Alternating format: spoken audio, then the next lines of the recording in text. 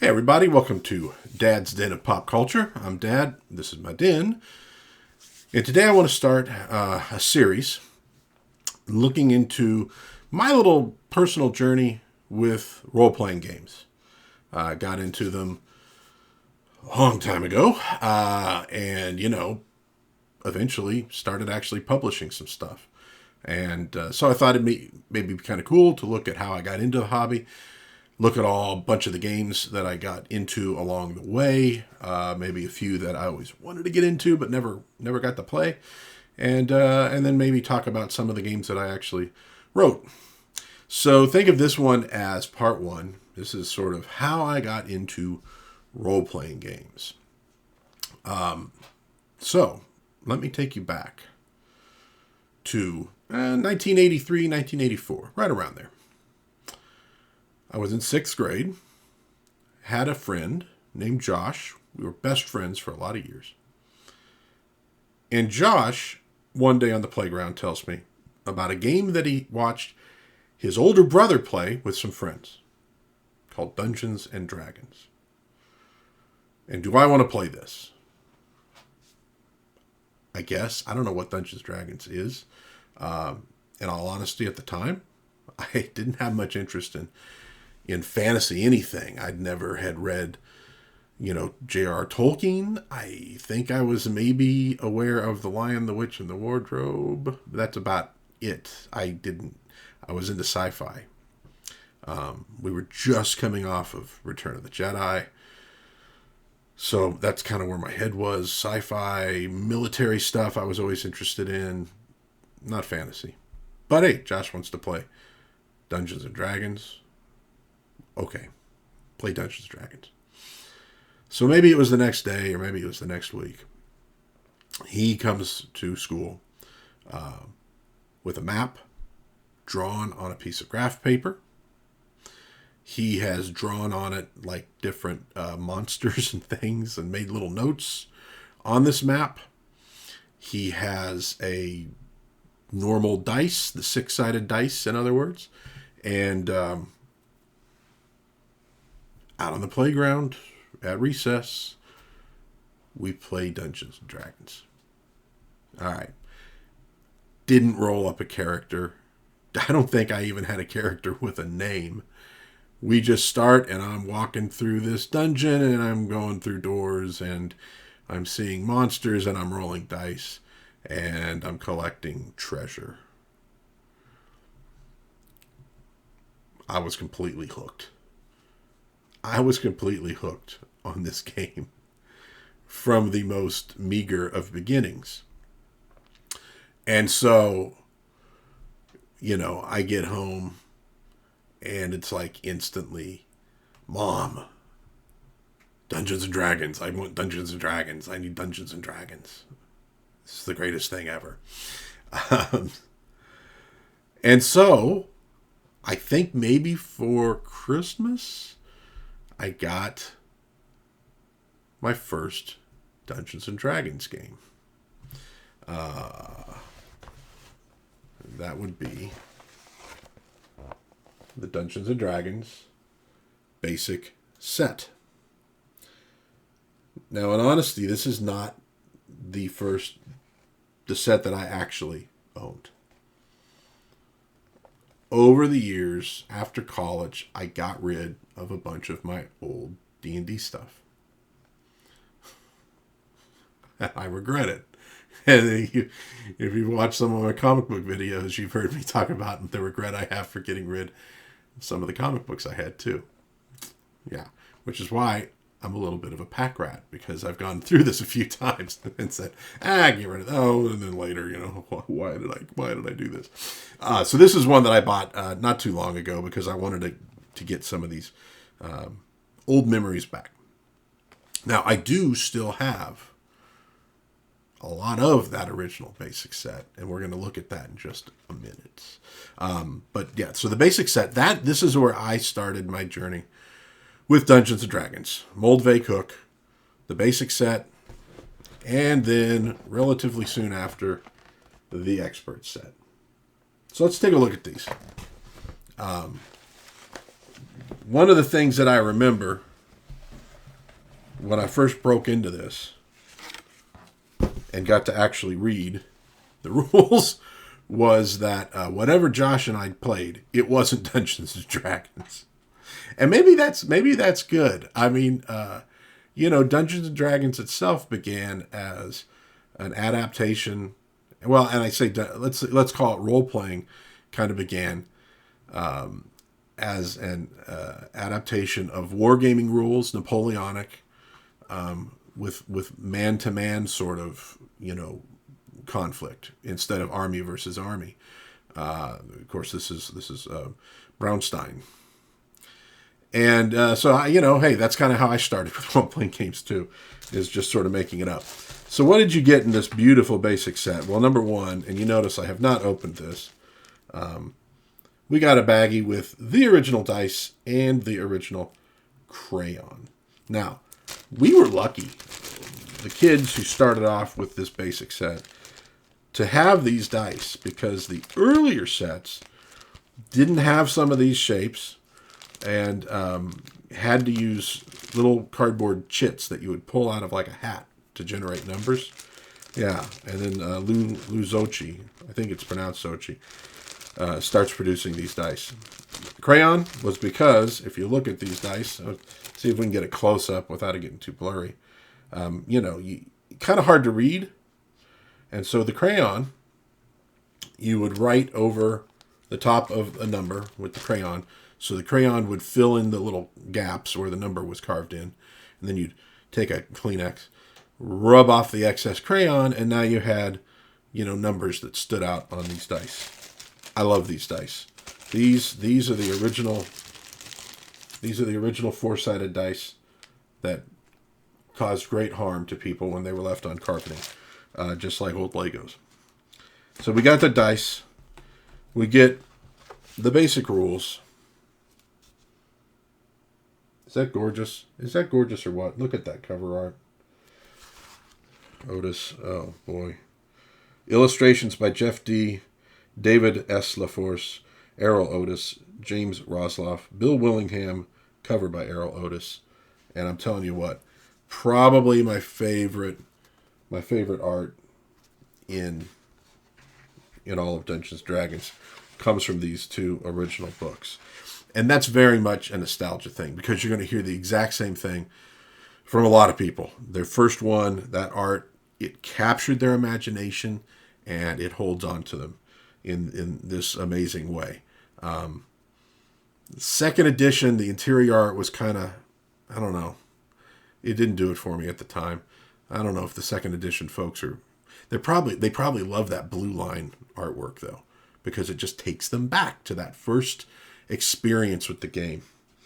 And so so I remember reading these rules and then talking to Josh at school going, we did this wrong and we did that wrong and we did the other thing wrong, and you're supposed to roll up ability scores and this is how combat works. But this has definitely become my go-to set of rules, especially if I'm introducing people to role-playing. They are rules light. They're very lean. Which is something I love, because if I've learned anything over the years, and especially tangling with more complex systems, I think you get the absolute best of the game when it is rules light, and when it is about interaction between the dungeon master and the players, and not, well, what are the rules for doing this? What are the rules for doing that? What do I have to roll? What do I have to roll? It becomes mechanical, at a certain point. And this is what I'll tell people when I start teaching them the game, which I've taught a lot of people the game.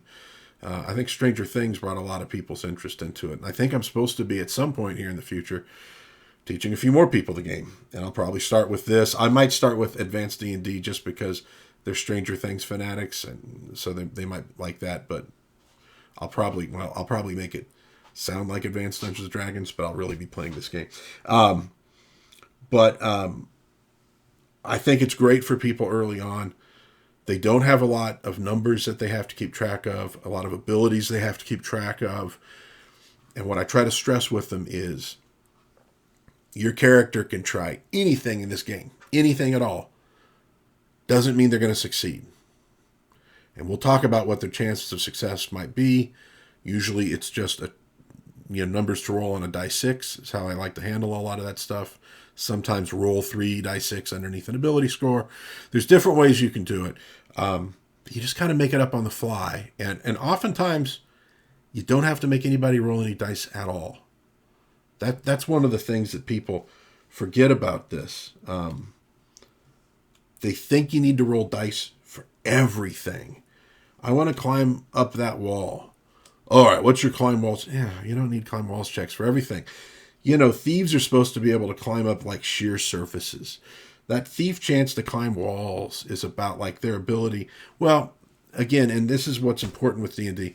If you don't have a foundation in the fantasy literature from, the pulp era into, the 60s, a lot of this stuff is drawn from that. So if you imagine Conan as a thief climbing up that tower, was it Tower of the Elephant? That's the thief climbing walls ability. It's like, man, there's no handholds. How could anybody do this? That's what the thief is doing, right? Because in fact it says right here, climb sheer surfaces. Not climb walls, climb sheer surfaces. Hide in shadows. Right? Anybody can hide behind something. You don't need to roll a dice for that. The thief can hide just in the shadows. Right? He's in plain sight, and yet they can't see him. That's the thief. These are sort of pulp fantasy characters. When you've gotten into the original D&D, not D&D, but the original Chainmail with the fantasy supplement, you kind of understand.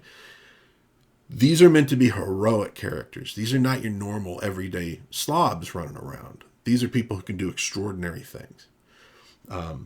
So you don't need to roll dice for everything. And in fact, you want to try to teach people how to get around problems without having to roll dice. Use your brain. Figure out a plan. Make it stick. Make it work. You don't need to roll dice for it. Don't fight every monster that you come across. It'll get you killed. So basic set, we got clerics, dwarves, elves, fighters, halflings, magic users, thieves as our classes. We got a nice, simple set of equipment that people can use. It doesn't take hours to try to buy gear. You got your first level spells in here. Saving throws. There was a time where I didn't like the saving throws that much. I like them quite a bit. The saving throw categories, I like those. You got the attack matrices, which there was a time where I didn't like that. Now I kind of do. A lot of monsters. You get a sort of sample of map making. This is a fantastic book, and I would highly suggest it for anybody wanting to get into the hobby. It's excellent. Excuse me while I wet my whistle. What do we also get in this one? 1981 TSR Hobbies catalog. So this tells you this was produced a couple years before I got into it. You know what? I'm going to probably do a video just on this alone and just flip through the pages and look at all the wonders within. And this is where a lot of us started our journey, adventure-wise. B2, the Keep on the Borderlands. The original adventure for a lot of us. Oh, man. That takes me back. Let's see if I can get that. Swear, I'm doing an excellent job here. Whoop, where we go? Golly. Look at that. I love that art. Yeah, this one is in such good shape too. It does look brand new practically. And the fighting the owlbear. Look at I love that. Rozlov's one of my favorites. And then of course you get the module cover, becomes the map with that blue, which apparently was done to frustrate photocopiers at the time.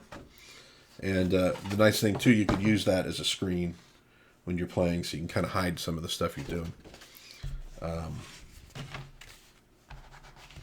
Fantastic. Fantastic memories, too. What else is in here?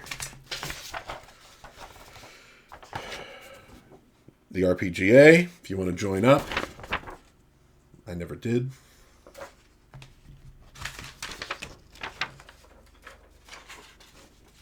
Little ad for Dragon Magazine. Oh, I don't think I had that ad in my original set, because I can remember going to the library and discovering Dragon Magazine for the first time. It was the first time I ever saw like a new character class in one of those. And it was like, whoa, wait a minute. You could just make up your own character classes? Oh my God, this is amazing. And I can remember I would check those out, those Dragon magazines. And we'd go to, this was like the main branch Vegas library on Flamingo and Maryland Parkway area, for those who are from Vegas. Go over to the Kinko's by UNLV, which is on Maryland Parkway. University of Maryland Parkway, it's sometimes called. And make photocopies of articles. And actually, I still have a lot of those in a binder, because I never wanted to get rid of them. And we got Endless Quest books. And that's actually making me think this wasn't from 81. I don't think the Endless Quest books were around yet. So that catalog may be an old catalog that wound up in here. So the basic set. So that's where I started, and started recruiting friends in the neighborhood to play. Got a bunch of people into Dungeons and Dragons. And obviously, if you believe Jack Chick, we also got into Black Magic, which is why all of us D&D nerds were incredibly popular and incredibly wealthy, because we had mastered the dark arts. Come on, Jack. So obviously getting that soon led to getting the expert set. This is in slightly better shape than that one. Expert rule book. Gets you levels 4 to 12, I think. More awesome artwork. God, I can still remember, like, that dude right there. I can still remember we would trace some of this art and turn them into characters. Here you get the initial introduction of what would later become Mystara, the setting Mystara, and the known world and all that good stuff.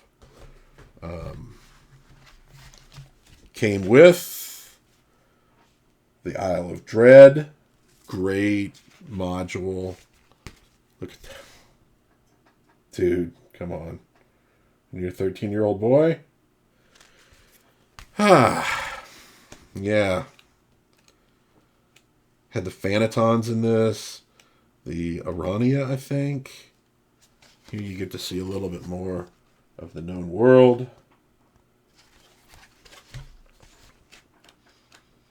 But, you know, the nice thing is it expanded the game, but it did not make the game more complicated. It didn't add rules to the game. It added, you know, higher levels. You had got extra spells. Maybe there was extra equipment. I don't remember. But, yeah, it was these two. Moldvay cooked these two together. And then later you're going to get the Mincer version of Basic and Expert.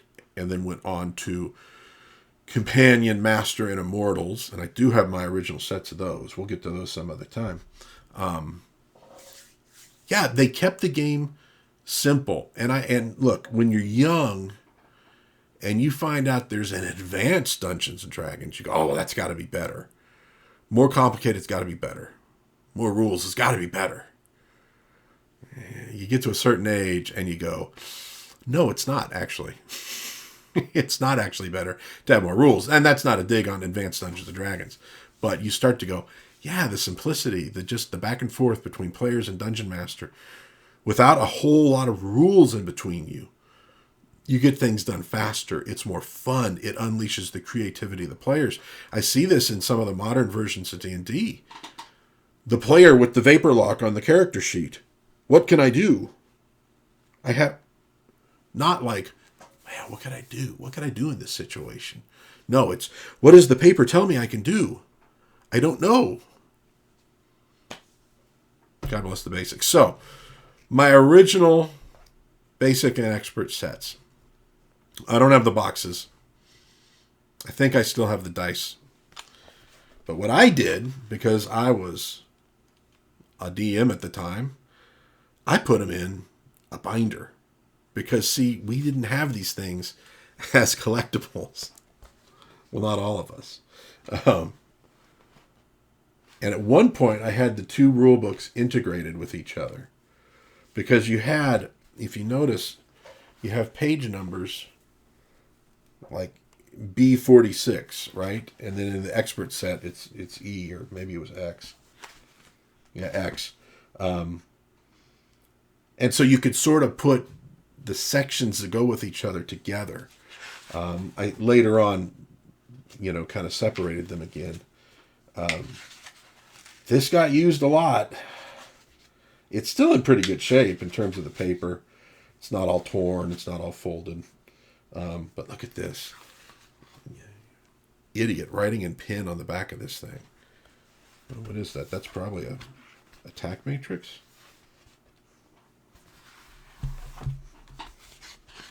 What a moron. And the expert set, and I got to show you in here. Because at one point I got the idea, hey, black and white books, awesome. But you know what's even better? Color. Yeah, let's color some of the art, man. I remember using colored pencils. Because, I especially remember in the in the Monster Manual, you had descriptions of, like, ogres being orange or whatever, and if you don't pay that much attention, and I can tell you, when you're 13, you skim rules. You don't read them deeply necessarily. At least that was true for me. You kind of find that and go, oh, they're supposed to be like different. Wow. And so, yeah, I colored a few. Oh, here's another one where I colored the Giants. Yeah.